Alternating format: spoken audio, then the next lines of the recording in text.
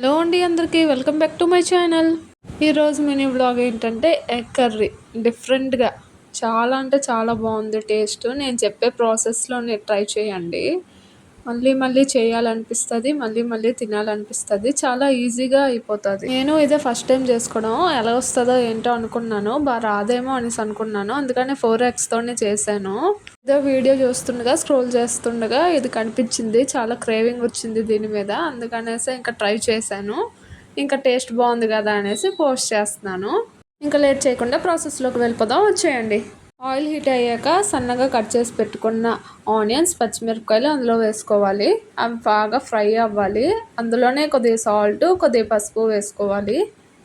Onions బాగా fry అయ్యాక అందులోనే జింజర్ గార్లిక్ పేస్ట్ కూడా వేసుకోవాలి. పచ్చివాసన పోయినంత వరకు ఫ్రై చేసుకోవాలి కొద్దిగా. ఇంకా టమాటోస్ వేసుకొని టమాటోస్ మగ్గినంత వరకు ఉంచుకొని, టమాటోస్ మగ్గాక అందులోనే ఇంకా అన్ని మసాలాలు వేసుకోవాలి. మసాలా అంటే బిర్యానీ మసాలా కాదు, చిల్లీ పౌడర్, ధనియా పౌడర్, జీరా పౌడర్, చికెన్ మసాలా వేసుకోవాలి. వేసుకున్న వెంటనే వాటర్ వేసుకోవద్దు.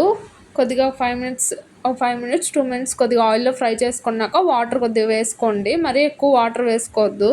Chicken curry, mutton curry, fish curry, prawns curry వీటిలన్నీ టేస్ట్ ఒకలాగా ఉంటే ఆ టేస్ట్కి బీట్ చేసింది ఈ టేస్ట్ అయితే. చాలా అంటే చాలా బాగుంది. ఒకసారి ట్రై చేయండి. చాలా ఈజీగా త్వరగా అయిపోతుంది ఈ కర్రీ. టేస్ట్కి టేస్ట్ కూడా ఉంటుంది.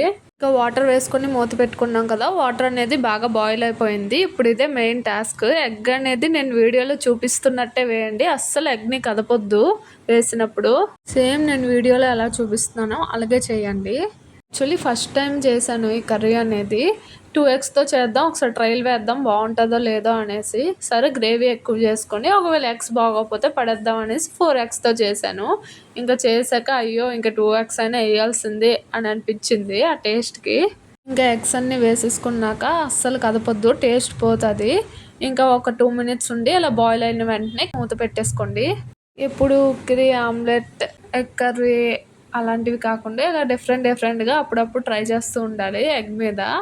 వీడియోలో చూపించినట్టు ఎగ్స్ అయితే ఇలా ఉండాలి, తిప్పుకోవాలి. అంటే 2 sides గ్రేవీ బాగా పట్టాలి, బాగుంటుంది అప్పుడే.